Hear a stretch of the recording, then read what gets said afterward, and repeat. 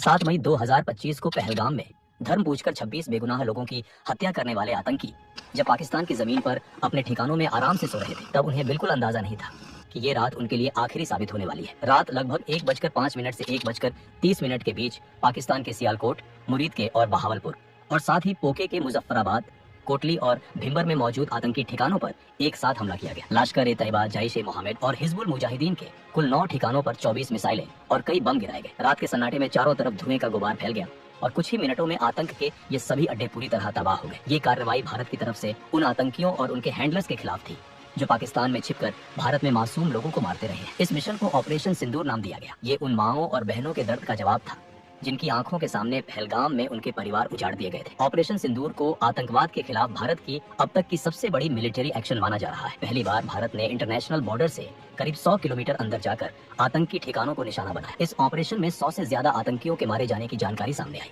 इनमें जैश-ए-मोहम्मद के चीफ मसूद अजहर के परिवार के 10 लोग और उसके 4 करीबी एसोसिएट्स शामिल थे। ये हमला इतना जोरदार था कि सैकड़ों बेगुनाह लोगों की मौत का जिम्मेदार मसूद अजहर खुद टूट गया और ये कहते हुए सुना गया कि काश वो भी इस हमले में मारा गया होता। अब सवाल ये था कि भारत ने पाकिस्तान के अंदर इतना बड़ा ऑपरेशन कैसे किया, इसकी प्लानिंग कैसे हुई और इसके बाद हालात कैसे बदले। आतंकी ठिकाने तबाह होने के बाद पाकिस्तान ने घबराकर भारत के सिविलियन एरियाज और मिलिट्री साइट्स को नुकसान पहुंचाने की कोशिश की, लेकिन वो इसमें पूरी तरह नाकाम रहा। इसके जवाब में इंडियन आर्म्ड फोर्सेज ने पाकिस्तान के 11 एयरबेस पर कड़ी कार्रवाई की। इससे पाकिस्तान को भारी नुकसान हुआ और उसे पीछे हटने पर मजबूर होना पड़ा। पहलगाम हमले को अंजाम देने वाले 4 आतंकी हमले के बाद जंगलों में भाग गए, लेकिन भारत ने साफ कहा कि इस हमले के जिम्मेदार लोगों और इसकी साजिश रचने वालों को उनकी सोच से भी बड़ी सजा दी जाएगी। भारत ने यह भी साफ किया कि ये एक बेहद प्रिसाइज और जॉइंट मिलिट्री ऑपरेशन था जिसमें पाकिस्तान और पाकिस्तान ऑक्यूपाइड जम्मू एंड कश्मीर में मौजूद 9 बड़े टेरर कैंप्स को निशाना बनाया गया। इसका मकसद सिर्फ पहलगाम हमले के विक्टिम्स को जस्टिस दिलाना था। हमले के बाद पाकिस्तान की ओर से रात के अंधेरे में ड्रोन्स भेजे गए, लेकिन इंडियन आर्मी ने तुरंत एक्शन लेते हुए करीब 50 ड्रोन्स को हवा में ही नष्ट कर दिया। इसके साथ ही देशवासियों को भरोसा दिलाया गया कि मातृभूमि पर किसी भी तरह का हमला सफल नहीं होने दिया जाएगा। इसी दौरान लाहौर में मौजूद पाकिस्तान का एयर डिफेंस रेडर और डिफेंस सिस्टम भी इंडियन फोर्सेज की कार्रवाई में पूरी तरह न्यूट्रलाइज कर दिया गया। इस पूरी कहानी की शुरुआत 22 अप्रैल 2025 से होती है, जब पाकिस्तान के आतंकी संगठन लश्कर-ए-तैयबा से जुड़े उसके फ्रंट ग्रुप टीआरएफ के 5 से 6 आतंकियों ने पहलगाम की बैसरन घाटी को पूरी तरह दहशत में बदल दिया। आतंकियों ने वहां मौजूद लोगों को रोका, उनसे उनका धर्म पूछा और जैसे ही किसी ने खुद को हिंदू बताया, उसे गोली मार दी गई। वो यही नहीं रुकी। आतंकियों ने पुरुषों से उनकी धार्मिक पहचान साबित करने के लिए कलमा पढ़ने को कहा। जो लोग कलमा नहीं पढ़ पाए, उन्हें बेरहमी से मार दिया गया। इस तरह सिर्फ धर्म के आधार पर 26 बेगुनाह पुरुषों की जान ले ली गई। ये पाकिस्तान की तरफ से कराया गया कोई पहला आतंकी हमला नहीं था। पिछले 2-3 दशकों में पाकिस्तान स्पॉन्सर्ड टेररिज्म के तहत 2001 parliament attack, 26/11 Mumbai attack, Pathankot, Uri और पुलवामा जैसे कई बड़े हमले भारत में कराए जा चुके हैं। साल 2024 में भी जम्मू कश्मीर के सोनमार्ग, गुलमर्ग और रियासी में हमले हुए थे, लेकिन पहलगाम का हमला इन सबसे अलग था। इस बार आतंकियों ने इंसानियत की हर सीमा पार कर दी थी। धर्म के आधार पर की गई इन हत्याओं ने भारत की सहन शक्ति की हद भी पार कर दी।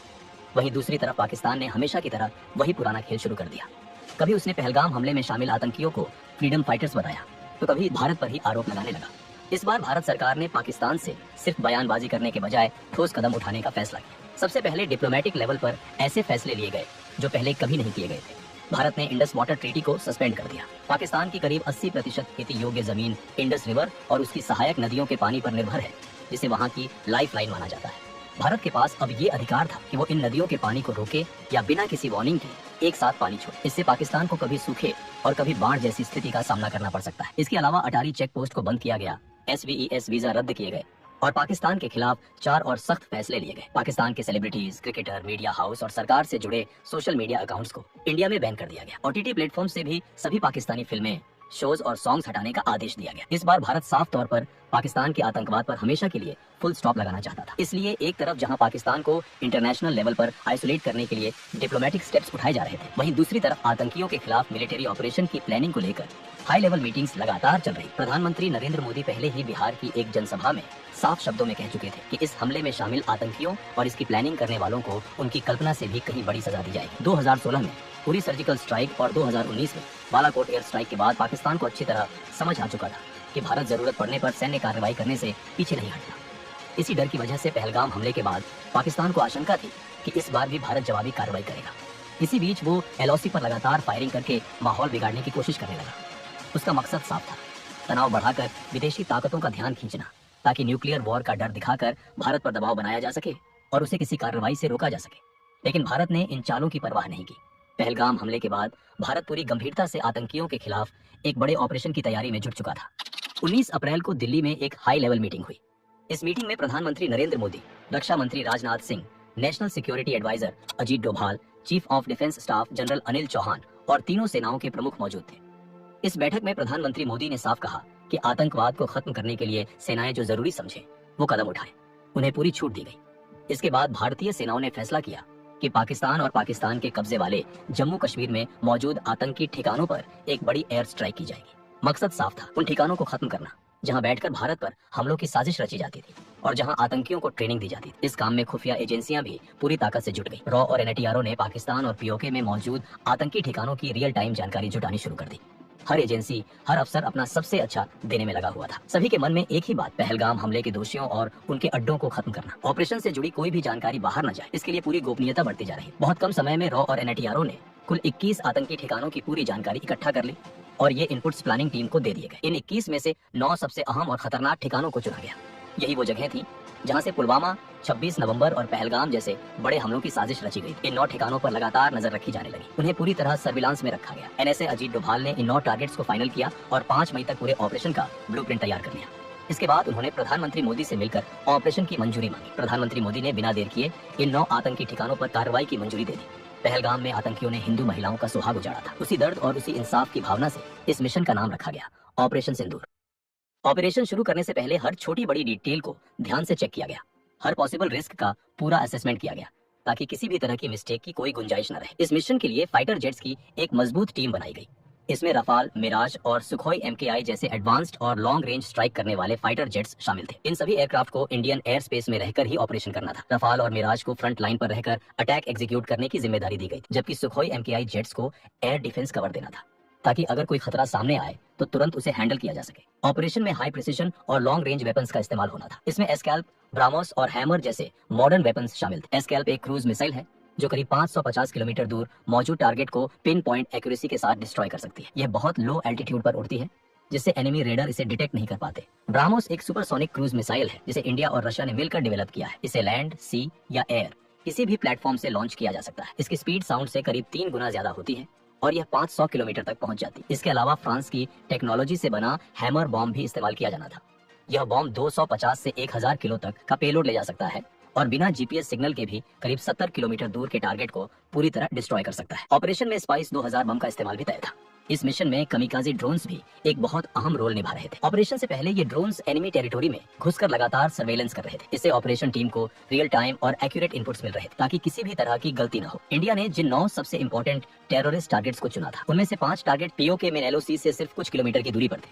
बाकी 4 टारगेट्स पाकिस्तान के अंदर इंटरनेशनल बॉर्डर से 6 किलोमीटर से लेकर करीब 100 किलोमीटर तक भीतर मौजूद थे। इंडियन एयरफोर्स के साथ साथ इंडियन आर्मी और इंडियन नेवी को भी स्टैंड बाय पर रखा गया था ताकि ऑपरेशन के बाद अगर लैंड या सी पर कोई कॉन्फ्लिक्ट होता है तो तुरंत जवाब दिया जा सके। 6 और 7 मई की दरमियानी रात रफाल, सुखोई MKI और मिराज फाइटर जेट्स मिसाइल्स और बॉम्ब से लैस होकर इंडियन बॉर्डर के अंदर ही अपने अपने टारगेट से सेफ डिस्टेंस पर पोजीशन ले चुके थे। रात का अंधेरा फैला हुआ था। चारों तरफ कंप्लीट साइलेंस थी। POK और पाकिस्तान में बैठे आतंकवादी जो कुछ दिन पहले इंडिया के मासूम लोगों की जान ले चुके थे, बेखबर होकर सो रहे थे। उन्हें बिल्कुल भी अंदाजा नहीं था कि यह रात उनके लिए आखिरी साबित होने वाली है। रात के 1 बजे के बाद जब चारों तरफ पूरी तरह सन्नाटा था, उसी वक्त भारत की तरफ से पहला हमला शुरू हुआ। सबसे पहले POK की राजधानी मुजफ्फराबाद में मौजूद लश्कर-ए-तैयबा के सवाई नला ट्रेनिंग कैंप को निशाना बनाया गया। यही वो जगह थी जहां ट्रेनिंग लेकर आए आतंकियों ने 2024 में सोनमर्ग और गुलमर्ग में और 22 अप्रैल 2025 को पहलगाम में भारत के निर्दोष लोगों की जान ली। जैसे ही सर्वेलेंस ड्रोन से ग्रीन सिग्नल मिला, इंडियन फाइटर जेट्स ने मिसाइल्स और बॉम्ब्स दागने शुरू कर दिए। कुछ ही सेकंड में सवाई नाला कैंप की इमारतें आग के गोले में बदल गई। चारों तरफ तेज धमाकों की आवाज गूंज उठी और आसमान काले धुएं से भर गया। कई आतंकवादी वहीं मारे गए और जो बचने की कोशिश कर रहे थे वे गिरती इमारतों के मलबे में दब गए। इसके बाद अगला टारगेट POK के मुजफ्फराबाद में ही LOC से करीब 15 किलोमीटर दूर मौजूद जैश-ए-मोहम्मद का सैयदना बिलाल कैंप था। ये जैश का रहने का और ट्रेनिंग एरिया था जहां नए रिक्रूट्स को हथियार चलाना, एक्सप्लोसिव्स बनाना और फिडाइन अटैक्स की ट्रेनिंग दी जाती थी। तीसरा टारगेट LOC से करीब 30 किलोमीटर दूर POK के कोतली इलाके में मौजूद लश्कर-ए-तैयबा का गुलपुर कैंप था। इन दोनों कैंप्स पर भी हमला कर दिया गया। इसी कैंप से ट्रेनिंग लेकर आए आतंकियों ने अप्रैल 2023 और जून 2024 में पुंछ में तीर्थ यात्रियों से भरी बसों पर हमला किया था। सैयदना बिलाल कैंप और गुलपुर कैंप पर मिसाइल्स और बॉम्ब्स की लगातार बारिश होने लगी। इस पूरे वक्त प्रधानमंत्री नरेंद्र मोदी लगातार NSA अजित डोभाल के संपर्क में थे और ऑपरेशन की हर अपडेट ले रहे थे। इसके बाद इंडियन फाइटर जेट्स का अगला निशाना भिम्बर इलाके में लाश्कर-ए-तैयबा का बरनाला कैंप और कोतली में जैश-ए-मोहम्मद का अब्बास कैंप बना।